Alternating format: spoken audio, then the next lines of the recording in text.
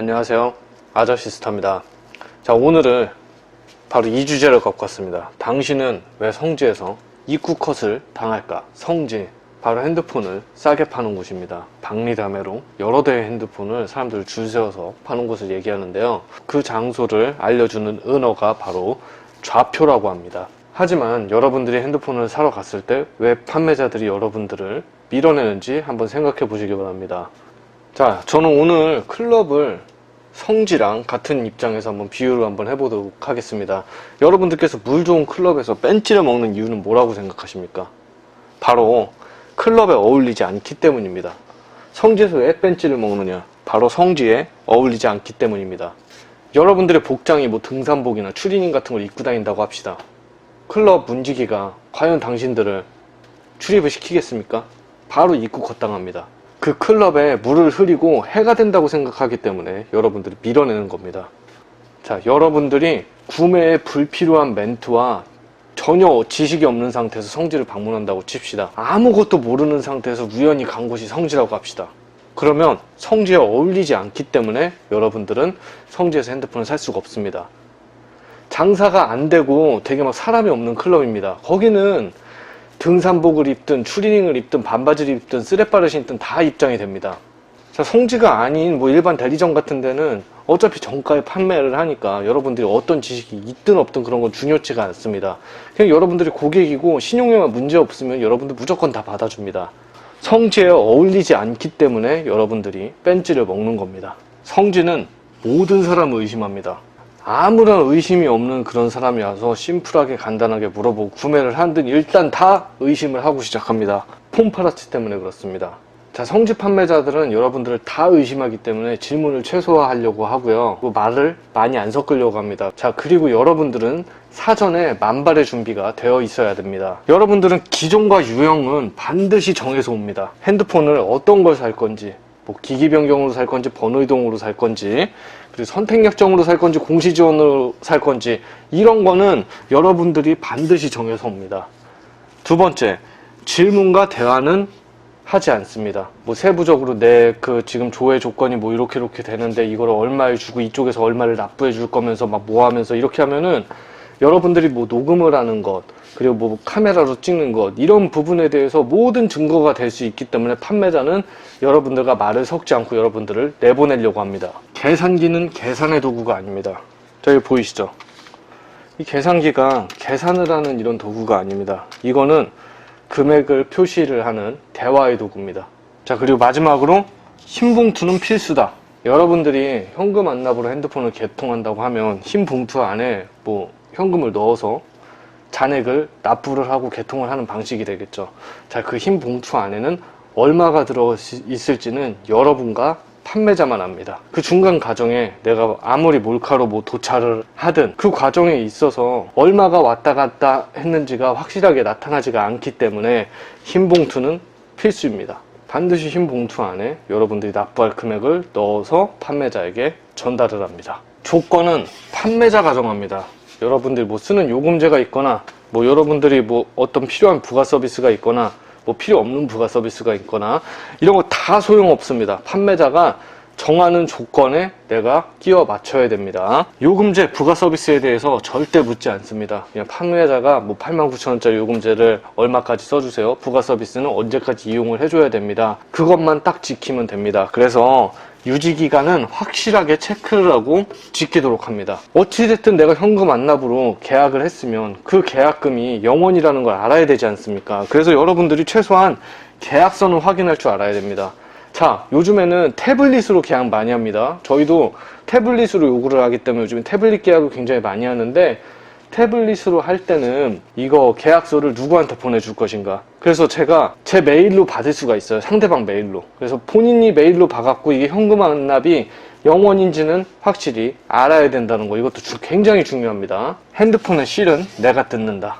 판매자에게 실을 뜯도록 하지 않고 내가 직접 실을 잘 보고 있다가 내가 계약한 게 할부원금 영원인 게 확인이 되면 그때 개봉을 하도록 합니다. 자, 그래서 제가 만든 질문지입니다. 저 지금 SK 쓰고요. 기변 번이 다 상관없습니다. 갤럭시 S20 선택 약정으로 현금 안납 얼마예요? 딱 여기까지만 물어보시면 됩니다. 자, 그러면 대화를 계산기로 해줍니다. 혹시 현금을 지역상품권으로 납부가 되는지도 한번 물어보세요. 이건 최신 업데이트 버전입니다. 전국의 각 지역의 상품권이 예를 들어서 뭐 10%, 15% 이런 식으로 싸게 지금 풀리고 있습니다. 근데 카드로 된 거 말고 상품권으로 된 거는 제 생각에는 지역 상품권을 받아주는 핸드폰 매장이 이제 있을 수가 있습니다. 그렇게 되면 여러분들이 10% 정도 더 저렴하게 핸드폰을 살 수도 있습니다. 제가 이걸 말하는 거는 어느 정도 성지들도 이런 걸 좀 받아주면 어떨까 하는 생각에 제가 말씀을 드리는 건데, 마찬가지로 지역 상품권을 흰 봉투 안에 넣어서 이렇게 제출을 한다면 그걸 보고 판매를 할 수도 있겠죠. 자, 구매 후에 행동 요령입니다. 잘 산 게 확실하면 고마움을 확실하게 좀 표현을 해주셨으면 좋겠습니다. 뭐 이 사람들이 대화를 잘 안 하고 그냥 이렇게 개통을 하고 간다고 이 사람들 되게 불친절하고 싸가지 없다 이렇게 생각할 수도 있는데, 이 사람들이 여러분들에게 친절하게 하고 싶지 않아서 그런 게 아닙니다. 바쁘고 많이 팔아야 되고 빨리 박리담에 쳐야 되고, 일단 이 사람들은 여러분들에게 금액적인 걸로 모든 친절함을 다 표현을 했는데 여러분들 그냥 당연하듯이 구매가 간다기보다는 뭐 음료수 하나라도 뭐 빵이라도 이렇게 대접을 해준다면 이분들은 여러분들을 절대 잊지 않습니다. 요금제 부가 서비스 변경할 때 확인을 꼭 한번 합니다. 내가 변경할 날짜가 됐음에도 전화를 드려서 제가 그때 언제 개통한 누군데요, 이거 부가 서비스 오늘 해지하는 날로 알고 있는데 해지해도 될까요? 요금제 바꿔도 될까요? 오늘 뭐 186일 지났는데 제가 한 여유있게 한 4일 정도 더 썼습니다. 오늘 내가 알뜰폰으로 넘어가고 싶은데 오늘 이거 해지해도 상관없는 날인가요? 이 정도의 질문을 해주면은 판매자들 그거 되게 고마워하거든요. 그렇게 되면 그 싸게 파는 그 성지 판매자를 여러분들은 단골로도 이렇게 만들 수가 있는 겁니다. 여러분들이 단골이 될 수가 있는 거죠. 그러니까 그렇게 되면 앞으로 핸드폰 사는데 되게 일사천리 되게 편해질 수가 있어요. 그리고 정보도 따로 받을 수도 있고요. 자, 마지막, 졸업한 뒤에도 공부를 하세요. 핸드폰 시장의 트렌드는 계속 변하고, 핸드폰 뭐 좋을 때가 있고 나쁠 때가 있고, 이전하기가 좋을 때가 있고 이전하기가 좋을 때가 있고, 그리고 여러분만 핸드폰 사는 게 아니라 여러분들 가족, 지인 이런 사람들 다 또 여러분들이 책임을 져줄 수 있는 그때가 될 수도 있으니까, 그런 걸 생각하면은 여러분들 핸드폰 졸업한 후에도 계속 공부를 하고, 결합에 대한 거, 알뜰폰에 대한 거, 인터넷에 대한 거, 해지 방어에 대한 거, 제휴카드 뭐 여러 가지 그런 부분에 대해서 이 아저씨 스타 영상을 보면서 꾸준히 공부를 해서 감을 잃지 않도록 합니다. 왜 지금이냐? 지금 코로나로 인한 지역 상품권들이 많이 출시가 됐고요. 이거를 내가 캐치를 해갖고 핸드폰 구매를 하고 싶은 사람도 있고, 이걸로 판매를 해야겠다고 생각하는 사람들도 분명히 있습니다. 이런 니즈가 맞을 수가 있습니다. 그리고 지금 코로나로 인한 경기 부양책들이 있습니다. 핸드폰 단가가 좋아질 가능성이 있다는 겁니다. 아이폰 SE 출시로 인한 S20 5G 모델을 주목해 봐야 되는데, 이 이유는 뭐냐면 지금 아이폰 SE로 통신사들이 고객을 가입을 하면은 제일 안 좋은 게 뭐냐면 5G 고객들을 LTE 고객으로 다 뺏기게 됩니다. 앞으로 계속 5G를 팔아야 되는데, 그러면 내 가망 고객들을 아이폰 SE로 뺏겨버린다면 어떤 일이 생길까요? 뺏기지 않기 위한 노력을 할 겁니다. 그래서 저는 S20에 뭐 그냥 지원, 뭐 대리점 지원금이나 아니면은 공시지원금 같은 게 한번 변동이 있지 않을까 이런 생각을 합니다. S20이 생각보다 굉장히 판매가 안 됐습니다. 역대 뭐 최저라는 뭐 이런 소리도 있을 정도로 어찌됐든 지금 S20이 굉장히 판매가 저조합니다. 자, 그런데 여러분, S20 대란 기다리시는 분들이 있죠. 작년 석가탄신일이 S10 대란이었거든요. 지금 석가탄신일이 또 왔습니다. 올해 살짝 분위기가 뭔가 저는 이번 연휴에 일어날 것 같은 그런 생각도 좀 있으니까, 뭐 100%는 아니지만 이번 연휴에는 좀 여러분들이 뭐 핸드폰을 구매하려고 생각했던 분들은 좀 약간 바쁘게 돌아다니는 것도 좋을 듯 합니다.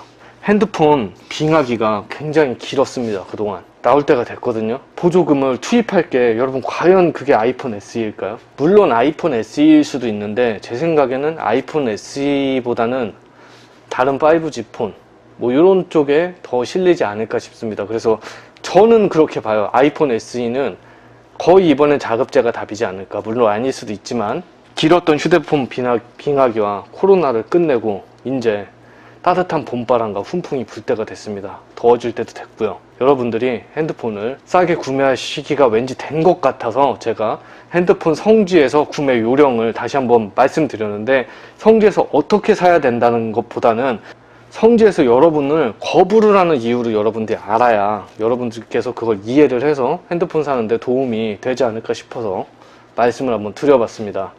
자, 아이폰 SE가 됐든 갤럭시 모델이 됐든 이번 봄에 여러분 호갱 탈출하세요. 이상입니다.